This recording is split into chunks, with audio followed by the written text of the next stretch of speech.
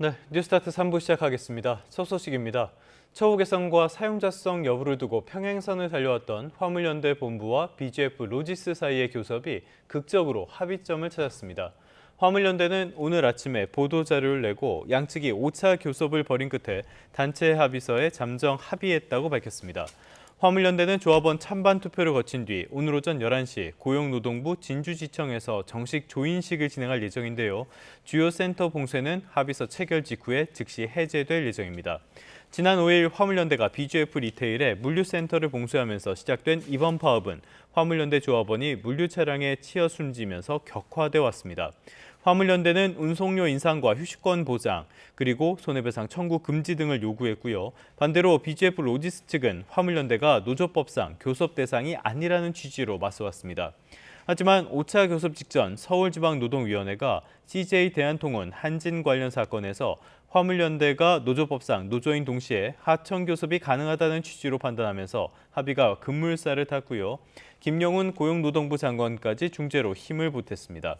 화물연대 관계자는 회사와의 교섭을 진행해 실질적인 합의를 도출한 것만으로도 사용자성을 인정한 것으로 볼 수 있다고 평가했습니다.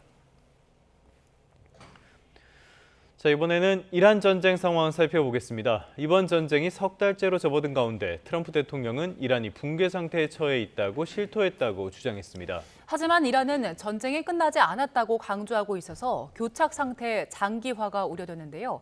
워싱턴 연결해 보겠습니다. 홍상희 특파원, 이란 전쟁이 벌써 2달을 넘어섰는데 트럼프 대통령은 여전히 자신감을 보이고 있네요. 네, 트럼프 대통령은 이란 측이 스스로 붕괴 상태에 처해 있다고 알려왔다고 주장했습니다. 트루스 소셜에 올린 글에서 밝힌 내용인데요. 이란이 지도부 분열 상황 해결을 시도하고 미국이 가능한 한 빨리 호르무즈 해협을 개방하기를 원하고 있다는 주장인데요. 하지만 이란의 누가 이런 붕괴 상태를 언급했는지는 밝히지 않았습니다. 현재 종전 협상이 교착 상태에서 벗어나지 못하고 있는 상태지만 여전히 미국이 우위에 있다는 점을 대내외에 강조하기 위한 의도로 풀이됩니다. 오늘 백악관에선 미국을 국빈 방문 중인 찰스 3세 영국 국왕의 환영식도 열렸는데요. 이 환영사에서 트럼프 대통령은 특히 양국의 유대를 강조했습니다. 들어보시겠습니다. His Majesty's intellect, passion, and devotion have been really a blessing to the cherished bond between the United States and the United Kingdom, and I am very certain that it will continue that way long into the future. 이란 전쟁 과정에서 영국이 군 기지 제공과 호르무즈 해협 군함 파견 요청을 거절하면서 이 트럼프 대통령은 영국을 비판해왔죠. 찰스 3세 국빈 방문을 계기로 양국의 역사와 유대를 강조하며 이 관계 개선에 나서는 모습을 볼 수 있었습니다. 트럼프 대통령은 돌아가신 어머니가 젊은 시절 이 찰스 3세 국왕에게 반했었다는 말을 하기도 했는데요. 이 발언도 들어보시겠습니다. I also remember her saying very clearly, Charles, look, young Charles, he's so cute. My mother. My mother had a crush on Charles. Can you believe it? Of America, thank you very much, everybody. 네, 미국 건국 250주년을 맞아 트럼프 대통령은 독립 선포 전부터 미국인의 용기는 영국에서 온 것이라며 미국과 영국은 같은 뿌리와 가치를 공유한다고 강조하기도 했습니다. 네, 영국 국왕의 미 연방의회 연설도 있었는데요. 이란 전쟁과 관련한 언급은 없었습니까? 네, 이란 전쟁에 대한 직접적인 언급은 없었습니다. 이 찰스 3세 영국 국왕은 워싱턴 DC 미 연방의회 연설에서 우리가 직면한 도전은 한 나라가 감당하기에는 너무 크다고 말했습니다. 이 서방이 공동의 가치를 함께 수호해야 한다면서 트럼프 대통령이 이란 전쟁에서 호르무즈 해협에 군함을 파견하지 않는다고 비판해온 북대서양 조약기구 나토 동맹의 중요성을 강조한 것으로 보입니다. 미국과 영국의 관계도 떼어놓을 수 없다면서 양국 간 역사적 유대를 강조했는데요. 들어보시겠습니다. The bond of kinship and identity between America and the United Kingdom is priceless and eternal. It is irreplaceable and unbreakable.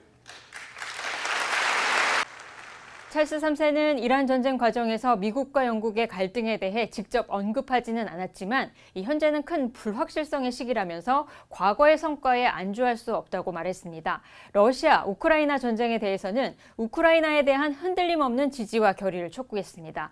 또 지난 25일 백악관 출입기자단 만찬에서의 총격 사건에 대해 폭력 행위는 결코 성공하지 못할 거라고 강조했습니다. 영국 국왕이 미 의회에서 연설에 나선 건 지난 1991년 엘리자베스 2세 여왕 이후 35년 만입니다. 네, 이란은 붕괴 상태라는 트럼프 대통령 주장에 동의하지 않는 것 같은데 어떻습니까? 네, 이란군은 전쟁이 끝나지 않았다면서 새로운 표적을 설정했다고 경고했습니다. 이란군 대변인은 적들이 다시 침략해 온다면 새로운 무기와 방법으로 맞설 거라고 강조했는데요. 들어보시겠습니다. آموزش‌هامون رو ادامه بدیم از تجربیات جنگ استفاده کردیم و تجهیزاتمون رو در واقع هم تولید کردیم هم بروز کردیم و برای ما شرایط جنگی است. 이란군이 이렇게 강경한 입장을 밝히면서 미국과 이란의 불안한 휴전과 협상 교착 상태가 당분간 이어지는 게 아닌가 하는 우려도 나오고 있습니다. 악시오스는 트럼프 대통령이 추가 군사 공격이나 대이란 해상 봉쇄 지속을 놓고 현재 고심하고 있다고 전했는데요. 이란의 핵 보유 포기나 농축 우라늄 반출, 또 대이란 해상 봉쇄 등 핵심 쟁점을 놓고 현재 양측의 입장 차이를 좁히지 못하고 있기 때문에 2차 협상도 성사가 되지 못하고 있는 상황입니다. 현재 협상 교착 상태가 장기화할 경우 11월 중간 선거를 앞두고 중동 병력 주둔, 또 대이란 해상 봉쇄로 인한 비용 증가는 물론 유가 불안으로 인한 민심 악화로 트럼프 대통령도 고민이 커질 것으로 보입니다. 로이터 여론조사 결과 트럼프 대통령의 국정 지지율은 34%로 이 재집권 이후 최저 수준까지 떨어졌습니다. 지금까지 워싱턴에서 전해드렸습니다. 네, 보신 것처럼 미국과 이란의 협상은 교착 상태에 빠졌죠. 그러면서 미국 내 휘발유 평균 가격이 3년 8개월 만에 최고치를 기록했습니다. 국제 유가는 급등했고 뉴욕 증시 3대 지수는 모두 하락했습니다. 뉴욕에서 이승윤 특파원입니다. 미국 주유소의 휘발유 평균 가격이 약 4년 만에 가장 높은 수준으로 치솟았습니다. 1갤런 3.78리터에 4.18달러까지 오른 건데 이란 전쟁 발발 이후 가장 높은 수준이자 2022년 8월 이후 3년 8개월 만에 가장 높은 수준입니다. 전쟁 직전 갤런당 3달러 선에 못 미쳤던 미국의 휘발유 가격은 전쟁 발발 이후 약 40% 급등한 상태입니다. 디젤 가격도 갤런당 5.46달러로 역대 최고 수준에 근접한 상황. 경제 전문가들은 고유가가 계속될 경우 공급망 전반에 파급 효과를 일으켜 연쇄적인 물가 상승 충격을 가져올 것으로 우려하고 있습니다. 종전 협상이 지지부진한 가운데 뉴욕 유가는 전장보다 3.69% 오른 배럴당 99.93달러에 마감하며 3주 만에 최고치를 기록했습니다. 이에 뉴욕 증시 3대 지수는 최고치 경신 행진을 멈추고 일제히 하락 마감했습니다. I think we have this perpetual battle between the secular tailwind from technology and we have this cyclical push on policy and geopolitical issues. 이런 가운데 챗 GPT 개발사인 오픈AI가 매출 목표에 미달했다는 소식에 기술주가 약세를 보인 것도 증시에 하방 압력으로 작용했습니다. 이는 데이터 센터 운영업체부터 반도체 칩 설계 관련 종목에 이르기까지 AI 인프라 구축에 참여하는 기업들의 주가에 하방 압력으로 작용했습니다. 경제 전문가들은 미국과 이스라엘이 원하는 조건을 대부분 관철하는 방식으로 이란 전쟁을 끝내는 건 불가능해지면서 종전까지 갈 길이 멀다고 진단했습니다. 뉴욕에서 YTN 이승윤입니다. 이번 전쟁은 우리나라에도 에너지 위기라는 직격탄을 날렸습니다. 정부는 특사를 파견해 원유 확보를 위한 외교전까지 펼쳤는데요. 결국 공급망 다변화가 눈앞의 과제로 떠올랐습니다. 홍선기 기자의 보도입니다. 전쟁 시작과 함께 봉쇄된 호르무즈 해협은 곧바로 우리 에너지 공급망에 마비를 가져왔습니다. 국내 원유 수급량의 70%를 의존하는 중동 산유국으로 통하는 뱃길이 막혔기 때문입니다. 원유 수입 급감은 곧바로 국내 기름값 인상으로 이어졌고 정부는 30년 만에 석유 최고 가격제 도입이라는 긴급 처방까지 내렸습니다. 최근에 과도하게 인상된 석유 제품에 대해서는 최고 가격 제도를 신속하게 도입하고 과감하게 시행해야겠습니다. 천정부지로 치솟는 기름값을 누르고만 있을 수 없는 정부는 외교로 돌파구 마련에 나섰습니다. 대통령 비서실장이 특사 자격으로 2번이나 산유국들을 찾아 나선 것은 효과를 거두기도 했습니다. 오만 측은 중동 전쟁 이후 세계 각국의 기업들이 접촉해오고 있으나 한국과 같이 정부가 직접 나서는 경우는 처음 본다며 우리 정부의 외교조는 여기서 그치지 않고 전쟁 당사국인 이란에도 직접 특사를 보내기도 했습니다. 이란 측 고위인사들과의 접촉을 통해서 중동 정세에 대한 의견을 교환하고 우리 국민과 선박, 선원의 안전, 또 우리를 포함한 모든 선박의 통항 문제 등에 대해 협의하고 있습니다.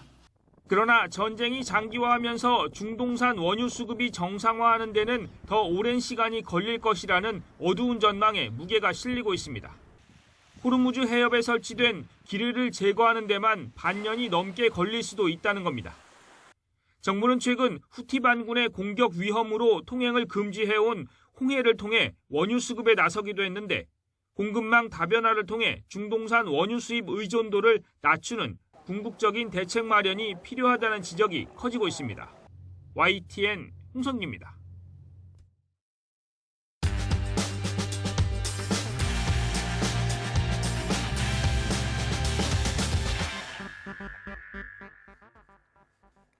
(4월 29일) 수요일 스타트 브리핑 시작합니다. 일부 기업의 억소리 나는 성과급에 자산 격차 불안이 커진다는 중앙일보 기사 먼저 보겠습니다. 대기업 셔틀이 다니는 셔세권의 인기에 이어 하이닉스 조끼는 소개팅 불패룩이란 말이 있습니다. 대기업과 연봉 차이가 수억 원 수준까지 벌어져서 박탈감을 느끼는 직장인이 그만큼 많아졌다는 이야기일 겁니다. 이러다가 자식 세대 때는 격차를 따라잡는 게 아예 불가능해질 거란 반응이 나옵니다. K자형 양극화를 넘어서 계층 간 격차가 고착되는 H자형 양극화가 굳어질 거란 불안이 있는 거죠. 최근 6년 사이 저소득층 가구의 소득은 1.7% 줄어든 걸로 나타났습니다. 월 소득 300만 원에서 600만 원 구간도 정체되거나 뒷걸음질 쳤는데요. 그러는 동안 월 700만 원 이상 고소득층 가구의 소득은 11.3%가 늘었습니다. 물가 상승률을 고려하면 실질 소득과 구매력 격차는 더 벌어졌을 걸로 보입니다. 노동소득뿐만 아니라 상속과 증여, 부동산과 주식 행태에 따라서 자산 격차는 더 갈리는 모양새입니다. 이어서 볼 기사는 AX, 즉 AI 전환 능력이 대기업 승진과 채용의 핵심 축이 됐다는 내용입니다. AX 능력이 떨어지면 국내에선 승진도 못하는 시대가 됐습니다. LG전자는 올해부터 임원 평가에 AX 항목을 필수로 반영하기로 했습니다. 삼성전자도 2030년까지 모든 업무에 AI를 활용하겠다고 선언했고요. SK그룹은 직원 교육 과정에 AI 활용법을 필수 커리큘럼으로 포함시켰습니다. 하지만 이런 흐름이 가뜩이나 침체한 채용 시장을 더 위축시킬 거란 우려도 있습니다. 기업 인사 담당자들은 AI 도입에 따른 인력 효율화 1순위 대상으로 신입을 꼽았습니다. 실제로 미국 빅테크의 움직임이 심상치가 않은데요. 메타는 전체 직원의 약 10%인 8,000명을 다음 달부터 해고하고 신규 채용도 백지화하기로 했습니다. 마이크로소프트도 미국 내 직원의 7%, 8,700여 명에게 조기 퇴직을 제안한 상태입니다. 기업 입장에선 신입 채용보단 기존 인력의 AI 역량을 고도화하는 게 유리한 거죠. 다만 전략기획과 의사결정은 AI가 대체하기 어려운 영역으로 조사됐습니다. 다음 조선일보는 요즘 서울 아파트 전세 시장에서 확산하는 이중 가격 현상을 다뤘습니다. 서울 강북구의 한 아파트는 같은 면적인데 신규 계약은 5억 원, 갱신 계약은 3억 원에 거래됐습니다. 성동구의 고가 아파트도 예외는 아닌데요. 역대 최고가인 12억 원의 신규 전세 계약이 이루어졌는데 같은 달 갱신 계약 거래와 3억 원 넘게 차이가 납니다. 전세 오름세와 매물 부족이 맞물려서 전세 이중 가격이 확산하고 있는 거죠. 정부는 토지거래 허가제와 실거주 의무에 더해서 다주택자 등에 대한 세금 규제도 예고했습니다. 공급 물량까지 부족해지면서 신문은 전세난이 앞으로 더 악화할 거라고 분석했습니다. 토지거래 허가구역 확대 이후 서울 전세 매물은 반년 새 37% 줄어들었고요. 서울 아파트 평균 전셋값은 이제 7억 원에 육박합니다. 앞으로도 전세 시장 수급 불균형이 심각해질 거란 우려가 제기되는데 오피스텔 등 비아파트 규제라도 풀어서 전세 공급 숨통을 틔워줘야 한다는 지적이 나옵니다. 네, 끝으로 텔레그램의 철통 보안이 와르르 무너지자 러시아인들이 카톡으로 우르르 몰려온다는 한국일보 기사입니다. 일단 암호화된 메타데이터를 해독하는 기술이 발달한 게 큽니다. 삭제된 텔레그램 메시지를 포렌식 기술로 복원할 수 있게 된 겁니다. 텔레그램 본사의 기조도 바뀌었습니다. 2년 전 파벨 드로프 CEO가 구속된 이후 각국 수사기관의 협조적인 태도로 변했습니다. 또 러시아 정부가 텔레그램 이용을 규제하면서 외국산 대한 메신저를 찾는 러시아 이용자가 많아졌습니다. 카카오톡도 그 피란처 중에 하나인 건데요.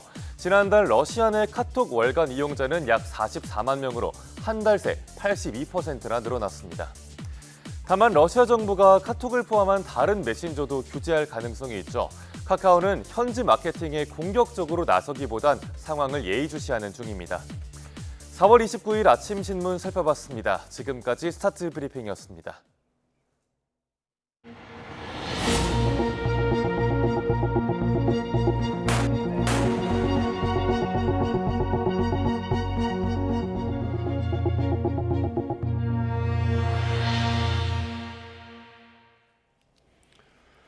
네, 이란 전쟁과 중동 상황 그리고 그 경제적인 여파까지 자세히 알아보겠습니다. 간밤에 또 중요한 속보도 들어왔습니다. 오늘은 마영삼 이스라엘 전 대사, 석병원 이화여자대학교 경제학과 교수 두 분과 함께하겠습니다. 두 분 어서 오십시오. 자, 간밤에 들어온 소식부터 하나 살펴볼까요? 중동 쪽의 어떤 정세 변화, 어떤 구도 변화를 볼 수 있는 부분이 아닐까 싶은데요. 오펙 그리고 오펙 플러스 여기에서 UAE, 아랍에미리트가 탈퇴를 하겠다라고 선언을 했어요. 지금까지 여기는 사우디아라비아가 주도했던 그런 구조 아니었습니까? 네, 그렇습니다. 사우디아라비아를 중심으로 해서 오펙 10개국 그리고 이제 플러스라고 해서 이제 다른 나라들도 가입을 해 있습니다. 그래서 지금 현재까지 오펙에서는 사우디아라비아 주도로 해서 감산 정책을 많이 폈었지요. 네. 왜냐하면은 전체 유가를 올리기 위해서였습니다. 물량을 줄이면 가격이 올라가니까요. 네, 그렇습니다. 예. 그런데 이 부분에 대해서 UAE는 다른 생각을 갖고 있습니다. 왜냐하면은 지금 현재 UAE뿐만 아니라 주변에 있는 걸프 국가들이 경제 개혁 정책을 아주 야심차게 진행을 하고 있고 거기에 따르는 국가 예산이 많이 필요합니다. 그래서 이 수입을 더 올리기 위해서는 UAE의 경우에는 대량 생산을 해야 된다고 해서 추가 시설을 또 늘렸습니다. 그렇게 하고 나니까 지금 현재 약 한 400만 톤 매일 이 정도 이제 생산을 할 수 있습니다. 그래서 빨리 이것을 양산을 해서 자금을 더 마련해야 된다. 이런 이런 입장을 채워왔었는데 계속해서 오펙 자체에서는 여기에서 감산 정책을 쓰고 있기 때문에 자기들은 이거로부터 탈퇴한다. 이렇게 이제 발표를 한 겁니다. 그런데 여기에는 이제 또 다른 정치적인 안보적인 또 측면도 있습니다. 네. 우리가 잘 알지만은 이번 전쟁을 통해서 가장 많이 피해 본 나라는 이란의 공격에 의해서 이스라엘이 아니라 오히려 UAE가 가장 많은 피해를 봤습니다. 예. 그런 경우에 UAE는 GCC 국가들이 어느 정도 지원을 할 거라고 기대를 했었는데 별로 없었습니다. 그리고 사우디하고는 여전히 사우디로부터 강력한 지지가 있을 것이라고 생각했는데 또 그것만큼 기대에 못 미친 그런 상황이었습니다. 실망도 있었던 거군요. 네, 그렇습니다. 여기에 또 하나 이제 덧붙여서 말씀드리자면은 지금 현재 걸프 지역 내에서의 개혁 정책 여기에 대한 경쟁이 굉장히 심하고 그리고 이제 상당히 그 지도력에 대한 주도권 또 경쟁도 있습니다. 네. 사우디아라비아와 지금 UAE의 대통령 간에 또 그러한 지도력 경쟁 이런 것도 가만히 되었기 때문입니다. 이렇게 하니까 사우디로서는 상당히 지금 타격을 지금 받고 있는 것입니다. 전체적인 오펙에서의 지도력도 이제 문제가 될 것이고 더더군다나 한 가지 이제 염려가 되는 것은 다른 이제 회원국들, 걸프 국가들이 거의 다 참여를 하고 있는데 다른 국가들이 이제 입장이 어떻게 될 것이냐 하는 겁니다. 카타르는 몇 해 전에 이미 거의 탈퇴를 했었습니다. 네. 그래서 지금 이제 다른 나라들이 만약의 경우 UAE의 입장을 충분히 이해를 하고 거기에 따를 것인가 아니면 그대로 남아 있을 것인가 이런 이제 고민들을 지금 많이 하고 있을 것으로 봅니다. 그러니까 오펙에 대한 통제력은 네. 상당히 약화될 가능성이 있는 것입니다. 이른바 오일 카르텔 무너질 가능성도 있다라고 볼 수 있을 것 같은데 이런 소식이 전해지면은 국제 유가에는 하락 요인이 될 것 같거든요. 그런데 간밤에 유가 별로 안 떨어졌어요. 오히려 또 올라가지고 WTI는 100불에 육박하고 있죠 지금. 예, 그렇습니다. 그 사실 유가가 아랍에미리트가 오펙에서 탈퇴를 해서 네. 증산의 가능성이 있음에도 불구하고 오히려 상승한 이유는 이란과 미국 간의 전쟁, 그 휴전 협상이 교착 상태에 빠지고 있어가지고 전쟁이 장기화될 수 있다라는 우려 때문입니다. 네. 그래서 이것들을 반영을 해가지고 결국은 미국의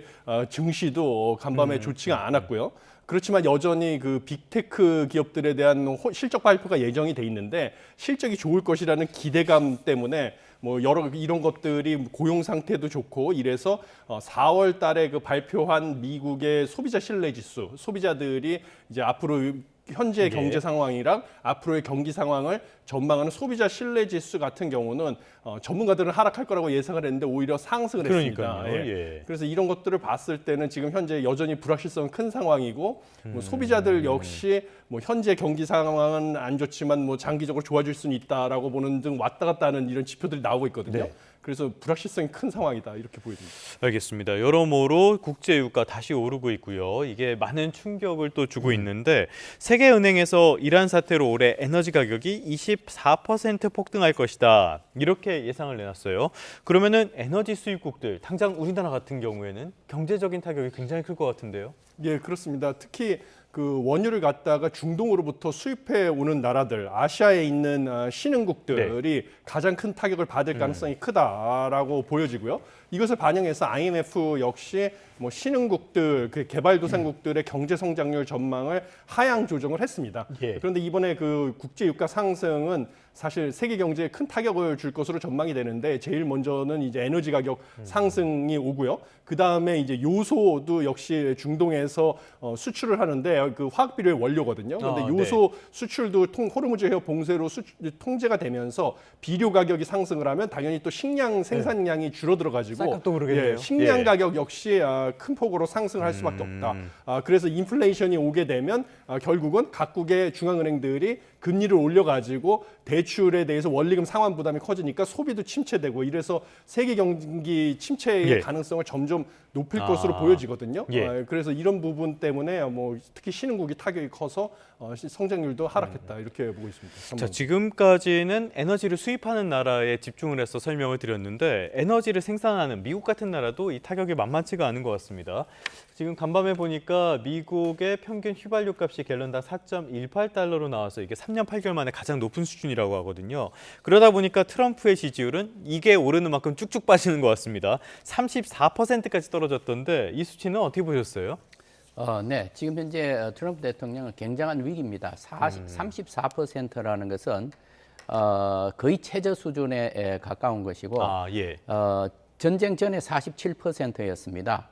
그러니까 굉장히 많이 빠진 건데 그렇다면은 이게 지금 현재 미국의 지금 중간 선거에서 상하원들 선거에서 그렇게 많은 격차가 나지 않습니다. 그럼에도 불구하고 이 정도의 지지율이라고 한다면 중간 선거에서 공화당 의원들이 매우 불리한 상황이 될 것입니다. 그래서 이런 것을 갖다가 트럼프 대통령이 어떻게 해서든지 좀 만회해보고자 하는 노력을 지금 하고 있고 또 여전히 어저께 우리 그 총격 사건이 났을 이후에도 보면은 트럼프 대통령이 이제는 자기 이제 지지층뿐만 아니라 중간지대에 있는 사람들에 대해서도 이제 손을 뻗치기 시작을 했습니다. 그래서 아주 내부적인 갈등은 우리가 자체가 해결을 해내고 앞으로는 좀 단결을 하고 결집을 해야 되겠다는 이러한 메시지를 발신을 했습니다. 그런 이제 노력을 네. 하고 있는데 그게 과연 어느 정도 효과가 있을까 하는 것은 상당히들 의문을 가지고 있습니다. 왜냐하면은 지난번 대통령 선거 유세 때 예. 사건이 있었지 않습니까? 펜실베니아에서 그러한 효과는 거두기가 매우 어렵다. 왜냐하면은 예. 지금 현재 전쟁이 너무 오래 가고 유가가 너무 치솟고 있고 그렇게 하기 때문에 트럼프 대통령으로서는 빨리 종전을 해야 된다는 이런 압박을 더 느끼고 있습니다. 네. 그래서 이것이 종전 쪽으로 이제 계속 몰고 가고 있는데 여전히 아직 그 부분에 있어서도 이란 측이 호응해 오지 않고 있기 때문에 매우 어려운 상황에 처해 있습니다. 지금 미국 내에서 중도층의 트럼프 지지율은 이거보다 더 낮으니까요. 한 20% 내외 정도로 계속 나오고 있으니까 굉장히 어떤 어려운 상황인 거는 분명히 맞는 것 같습니다. 그래서일까요? 대사님 말씀하신 것처럼 전쟁에 대한 메시지를 연일 던지고 있는데 간밤에는 이란이 붕괴 상태에 처해 있다고 방금 우리에게 통보를 했다라는 이야기를 했어요. 그런데 외신들의 평가를 보니까 이번에도 근거는 없고 허세 같다 이런 식으로 평가를 하더라고요. 동의하십니까? 예, 상당 부분 동의를 합니다. 왜냐하면 우선 그 정보 출처가 지금 밝히지 않고 있습니다. 그러니까 과거에 지금 이제 트럼프 대통령이 계속해서 과장된 화법을 이용하고 있다. 또는 불투명한 내용을 오히려 국민들에게 현혹시키고 있다. 뭐 이런 얘기들이 많이 있었습니다. 네. 그래서 이제 그런 측면이 있고 뿐만 아니라 지금 이란 측에서 거기에 대해서도 막바로 이제 반박을 했습니다. 자기들은 전혀 그렇게 생각하지 않고 전쟁 준비 착착 잘하고 있고 새로운 표적도 지금 현재 또 새롭게 설정을 했다. 이렇게 해서 여전히 이란 측에서는 강하게 대응을 하고 있습니다. 따라서 이제 트럼프 대통령으로서는 지금 매우 어려운 이제 상황에 있습니다. 과연 이 전쟁을 이 휴전 상태로 그대로 끌고 갈 것이냐, 끌고 가기도 어려운 것이 이렇게 되면은 이 종전에 대한 모멘텀, 협상이 이루어지지 않을 가능성도 있는 것입니다. 그래서 지금 현재 트럼프 대통령은 그렇다면은 우리가 어떻게 빠져나와야 되느냐, 그리고 마지막으로 또 한번 공격을 해야 되느냐. 이러한 중대한 결정을 해야 되는 시점이 다가오고 있는 것입니다. 이럴 수도 없고 저럴 수도 없는 어떻게 보면 트럼프 대통령이 선택한 길이기도 하고요. 자, 이렇게 전쟁은 굉장히 길어지고 교차 상태가 이어지고 있고요. 경제 상황은 안 좋은데 그래도 코스피는 굉장히 강세를 이어가고 있습니다. 6,600선까지 어제 넘겼고요. 연일 사상 최고가 행진을 기록하고 있는데 시가총액 순위가 세계에서 8위까지 올라섰네요. 예, 그렇습니다. 올해 그 코스피가 급등을 해가지고 시가총액 기준으로 세계 8위까지 올랐습니다. 그래서 올 들어 무려 45%나 급등을 해가지고 뭐 4조 400억 달러까지 집계가 되고 있거든요. 근데 이것은 결국은 우리나라 지금 코스피에서 가장 큰 비중을 차지하고 있는 삼성전자와 SK 하이닉스 그 두 기업의 주가가 급등을 한 영향이고요. 그 원인은 결국 AI 붐으로 반도체 수요가 늘어날 것이다라는 전망 때문입니다. 근데 뭐 일각에서는 그래서 SK 하이닉스 주가도 지금 1분기 실적이 시장이 전망 크게 초과를 하면서 130만 원까지 주가가 올라서 작년 말 대비 올해에만 약 2배 가까이 주가가 상승을 한 거거든요. 그래서 이런 것들이 다 반영이 돼서 코스피가 상승하고 있는데 지금 보면 미국의 그 빅테크 기업들에 대한 실적 전망이 여전히 낙관적인데 뭐 간밤에는 예상과 다르게 오픈 AI의 실적이 좋지가 않아가지고 일부 조정이 된 것에서 볼 수 있듯이 지금 불확실성은 여전히 크고 있습니다. 중동 정세로 인해서 불확실성이 큰 상황이기 때문에 그리고 우리나라는 더군다나 지금 잠재 성장률도 계속 하락하고 있다고 최근에도 OECD에서 발표를 하지 않았습니까? 그럼 기초 체력은 안 좋아지는데 주가만 계속 이렇게 고공행진하기는 장기적으로 봤을 때는 불가능하다. 저는 뭐 이렇게 보고 있습니다. 알겠습니다. 말씀하신 것처럼 오픈 AI가 부진한 실적을 낼 것이다라는 보도가 전해지면서 간밤에 뉴욕에서 마이크론, 샌디스크 다 주가가 크게 하락을 했으니까요. 이게 우리 증시에 어떤 영향을 미칠지도 봐야 되겠는데 당장 우리 증시에 더 큰 영향을 미치고 있는 거 어떻게 보면은 SK하이닉스는 오르는데 삼성전자는 약간 부진한 거 이 부분이 아닐까 싶어요. 노조의 총파업 예고가 아닐까 싶습니다. 노조가 정말 총파업을 한다. 그랬을 때는 우리 그 삼성전자뿐만이 아니라 우리 경제 전체 그리고 장기적인 신뢰도까지 하락할 수 있다. 이런 우려들이 나오고 있죠. 예, 그렇습니다. 그래서 노조가 이번에 지금 18일간 파업을 결의를 했는데 만약에 이제 협상이 안 되면요. 그렇게 될 경우에는 피해액이 30조에서 최대 장기화될 경우에 50조 원까지 갈 수도 있다라는 전망이 나오고 있습니다. 그것뿐만 아니라 지금 삼성전자가 지금 수요 대비 공급이 부족한 HBM이라든지 여러 메모리 반도체에 납기를 제대로 맞추지 못하게 되면 고객의 신뢰도 하락으로 인해서 오히려 그 공급망에서 이탈하게 될 가능성도 배제할 수가 없습니다.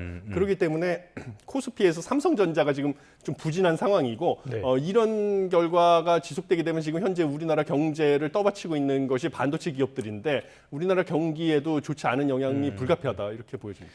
김정관 장관 역시 여기에 대해서 이야기를 했는데요. 참 명분이라는 게 복잡한 문제니까 너무 한쪽의 주장만 하지는 않았으면 좋겠습니다.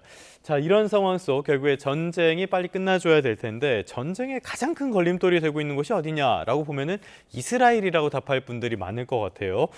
대사님 계셨던 곳이기도 한데 지금 레바논과 휴전을 이야기한 상태인데요. 전혀 처음부터 이제 이스라엘이 자제력을 발휘할 것이냐 여기에 대해서 의문이 많았는데 전혀 못하고 있는 것 같아요. 계속 레바논을 치고 있습니다. 지금 상황 어떻게 보십니까? 네, 지금 현재도 전쟁이 계속이 되고 있고 이스라엘뿐만 아니라 상대방인 헤즈볼라 쪽에서도 계속해서 반격을 하고 있습니다. 그래서 여전히 이 국경 지방 그리고 레바논 남부 지방에서는 아주 위험한 상황이 계속되고 있습니다. 사실상 미국과 이란 간의 종전 협상을 위해서 트럼프 대통령이 많은 공을 들여서 레바논과 이스라엘 정부 간의 회담을 시켰고 그리고 회담 결과 휴전이 되었고 처음에 열흘 그리고 지금 3주가 또 연장이 되었습니다. 그리고 레바논 정부 대통령 아운 대통령과 네타냐후 총리 간에도 지금 현재 계속해서 앞으로 조금 더 만나야 되지 않느냐라는 것이 바로 미국 측의 그 희망사항입니다. 그런데 문제는 지금 레바논 정부와 헤즈볼라의 관계가 문제가 되겠습니다. 왜냐하면은 이 헤즈볼라는 자체의 군대, 민병대를 갖고 있습니다. 정부군이 아닙니다. 약 10만 명의 병력을 갖고 있는데 그래서 무장 정파라고 하는 거네요. 그렇습니다. 이것이 이란 쪽으로부터 무기도 공급받고 훈련도 받고 그리고 금융 지원도 받고 있는 것입니다. 이렇게 되니까 이 헤즈볼라는 이스라엘에 대한 공격을 계속하고 있고 지금도 계속하고 있는데 레바논의 남부 지역에서 이스라엘 쪽으로 향해서 로켓, 드론 그리고 미사일 공격을 합니다. 그러면 양쪽 다 자제를 못하고 있는 거네요. 그렇습니다. 그래서 양쪽에서 모두 휴전협정 위반이다라는 이제 주장을 하고 있습니다. 따라서 이 문제는 계속해서 이란 전쟁과는 상관없이 계속될 것입니다. 그런데 문제는 뭐냐 하면은 트럼프 대통령으로서는 이 사태가 이란과의 종전 협상에 방해가 되면 어떻게 하느냐 이제 그런 문제 때문에 트럼프 대통령이 계속해서 이스라엘 측하고 협의를 하고 있습니다. 따라서 제가 보기에는 계속 전쟁은 될지언정 이것이 미국이 추구하는 이란과의 종전 협상에 방해가 되지 않는 수준에서 하지 않을까. 그리고 트럼프 대통령과 네타냐후 총리는 수시로 협의를 하기 때문에 앞으로 이 상황을 보아가면서 공격 수위를 조정할 것으로 그렇게 생각을 합니다. 그러니까 이스라엘이 형님이 방해되지 않는 수준에서 어느 정도 수위 조절은 할 가능성이 있을 것이다. 이렇게 전망을 해주셨는데 지금 당장 전쟁 상황을 보면요. 석 달째로 접어들었고요. 의회 승인 없이 전쟁을 지속할 수 있는 통보일 기준 60일 이것도 시한이 다가오고 있단 말이죠. 그런데 협상의 진전은 전혀 없는 그런 상태입니다. 대사님 보시기에는 앞으로 전쟁, 이 상황 어떻게 전개될 걸로 예상하십니까? 네. 우선 방금 말씀하신 이 미국에서 60일 동안은 의회의 승인 없이 대통령 주도로 전쟁을 할 수 있는데 이 문제가 지금 이제 바로 눈앞에 다가와 있습니다. 이걸 이제 어떻게 해결할 것이냐 하는 것이 트럼프 대통령으로서는 고민스러운 상황일 겁니다. 보통 보면은 이 60일인데 거기에 어떻게 되어 있냐 하면은 30일 추가로 또 신청을 할 수 있다고 되어 있습니다. 그 30일이라고 하는 것은 주로 병력 이동과 철수에 관한 것인데 이것을 이용해서 미국 행정부에서는 30일을 추가로 해달라. 그러면서 이것은 우리 철수 목적이기도 하지만 지금 전략적인 목표 달성 거의 다 됐는데 마무리할 것이다. 네. 이렇게 해서 30일을 더 받는다고 하면은 5월 말까지 이제 갈 수가 있는 것입니다. 그런데 그거와 더불어서 또 한 가지 방법이 뭐가 있느냐 하면은 아예 이 문제에 대해서는 의회의 성이 필요 없다라고 법리 해석을 할 가능성도 있습니다. 아예 무시해버린다. 네. 예. 2011년에 미국이 리비아에 대한 공격을 할 그런 가능성이 있었습니다. 예. 그때 오바마 대통령 시절이었는데 예. 마찬가지로 60일 이 규정에 걸리게 되었습니다. 그때 이제 오바마 대통령이 이것은 전쟁이 아니다, 군사 작전이다 라면서 피해간 것이 있습니다. 그때 이유가 지상군을 우리가 투입하지 않았다. 미군의 사상자가 별로 없다. 그리고 리비아의 공격, 반격의 능력이 매우 제한되어 있다. 예. 이런 이유로 됐는데 지금과 같은 비슷하네요. 매우 비슷한 예. 상황입니다. 그래서 이제 빠져나가지 않을까 그렇게 생각을 합니다. 방금 질문 주신 것 중에서는 종전 이 문제는 어떻게 되느냐? 굉장히 어려운 상황입니다. 예. 지금 현재 이란 측에서 이 협상에 응해 와야 되는데 이란은 이란대로 상당한 시간을 가지고 지금 대처를 하고 있습니다. 그래서 아락치 외교장관이 최근에 파키스탄, 오만, 러시아를 방문을 했습니다. 예. 그래서 주로 종전 문제에 대한 이제 협의를 진행을 하고 있습니다. 이란으로서는 트럼프 대통령이 계속해서 종전 협상을 요구를 하고 있고 네. 또 트럼프 대통령의 시간적인 제한이 있기 때문에 계속해서 이란으로서는 어떻게 해서든지 시간을 끌면서 지금 지나가고 있는 것입니다. 따라서 여기서 트럼프 대통령이 현재까지 주장해왔던 바 이 상황을 이러한 조건들을 조금 낮추지 않으면은 네. 이란 측에서 협상에 응하지 않을 가능성도 있습니다. 예. 그래서 지금 현재 백악관 내에서도 상당히 이 문제 때문에 고심을 하고 있는 것으로 보입니다. 네네. 알겠습니다. 말씀하신 것처럼 이란 전쟁 상황 녹록치가 않은 것 같은데요. 경제적인 여파를 조금 전에 저희가 계속 살펴봤습니다. 특히 증시에 대한 이야기도 드렸었는데요. 요거랑은 약간 떨어져 있는데 역시 최근에 또 뜨거워진 자산 시장 하나를 살펴볼 수밖에 없겠습니다. 저희가 이 소식 전해드리느라고 거의 내용을 다루지 못했었는데요. 최근에 부동산 시장이 다시 많이 뜨거워진 것 같아요. 서울의 상급지들은 조정을 받고 있는데 외곽 지역들은 지금 신고가가 속출하고 있는 상황이거든요. 그리고 전월세는 완전히 찾아볼 수가 없는 그런 상황이 돼버렸습니다. 일단 이 이유가 뭡니까?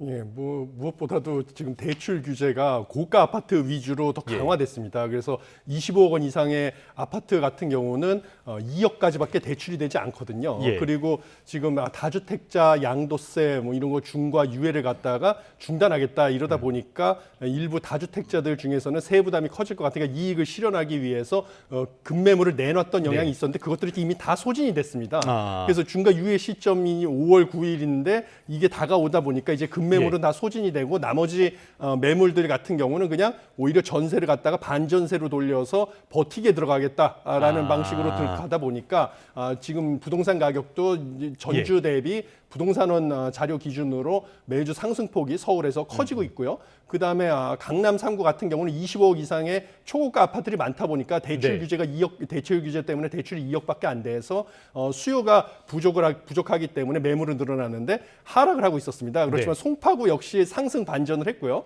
반면에 중저가 같은 경우는 10억 이하 아파트 같은 경우는 대출을 훨씬 많이 6억까지 대출을 받을 수가 있기 때문에 10억 이하 아파트들이 몰려있는 서울 외곽 지역이 오히려 집값이 급등을 하는 지금 그런 결과가 나오고 있습니다. 뭐 예를 들어서 지금 지표들을 보면은 뭐 강서라든지 성북, 강북 이런 데는 오름폭이 굉장히 큰 모습들이 관측이 되거든요.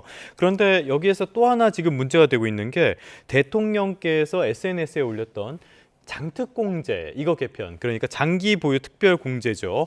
이거 개편도 지금 논란이 되고 있습니다. 한쪽에서는 이거는 조세 정의에 맞는 일이다 이야기를 하고요. 다른 한쪽에서는 이렇게 하면은 매물이 또 잠길 수밖에 없다 이렇게 평가를 하거든요. 어느 쪽 이야기가 조금 더 신빙성 있는 이야기입니까? 매물이 잠겨가지고 뭐 중장기적으로 부동산 가격 상승을 유발할 수밖에 없다. 저는 이렇게 보고 있습니다.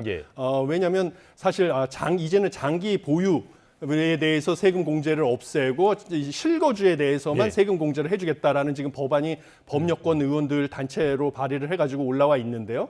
만약에 그렇게 되면 실제로 보유하면 장기 보유만 하면서 임대를 하던 집에다가 이제 집주인들이 들어가서 실제로 살겠다라고 나오거든요. 예. 그러면서 그 세금 공제, 양도세에 대한 세금 공제 80%까지 최대 받을 수 있는데 그 기간을 채울 때까지 살 거기 때문에 그러면 당연히 팔질 않게 되겠죠. 직접 들어가서 네네. 살게 되면서. 그러면서 이제 다주택자가 자기 집에 직접 들어가서 살면 당연히 임대주택에 대한 공급도 급감할 수밖에 없습니다. 그래서 최근에 서울의 전세 가격 상승률도 뭐 한 6년 만에 최고치로 올라갔는데 네. 그런 이유도 다 맞물려 가고 있다. 이렇게 보시면 되겠습니다. 말씀하신 것처럼 지금 전세 가격 지수 이런 것들이 2021년이었던가요? 그때 이후로 가장 높은 수준까지 올랐다고. 2019년입니다. 예, 굉장히 그러니까 전월세를 구하기가 어려운 상황이 돼 버렸잖아요.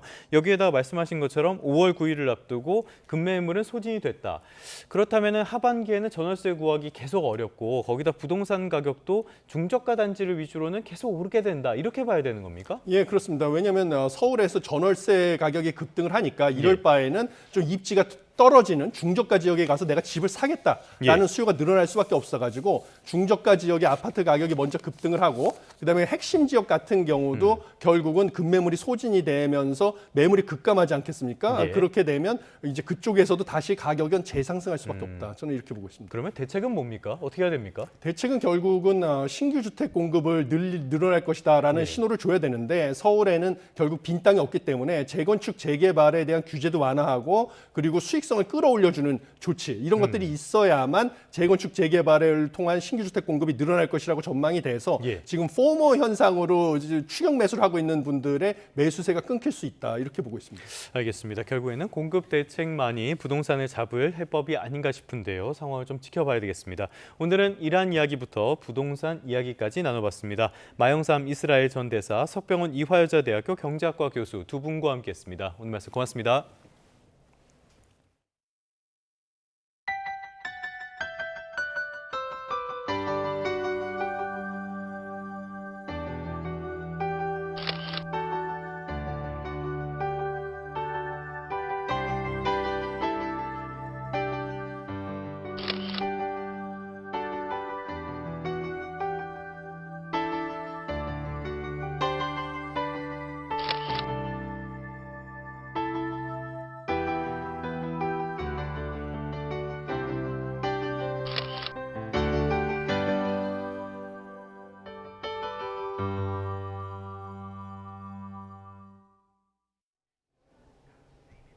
오늘은 이맘때 봄 날씨가 이어지겠습니다.